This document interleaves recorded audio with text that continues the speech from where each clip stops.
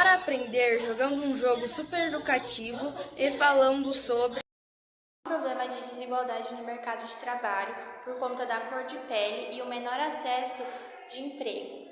A solução que tivemos foi fazer um jogo de tabuleiro. Mas não um jogo qualquer, um jogo que tenha perguntas que conscientizem o jogador.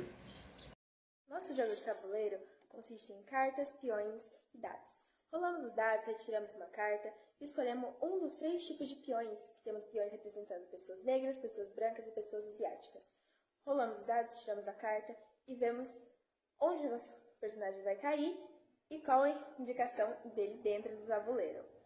A nossa ideia é que possamos trazer representatividade nas escolas e que esse tema venha à tona. Junte-se a nós na luta contra o racismo no mercado de trabalho.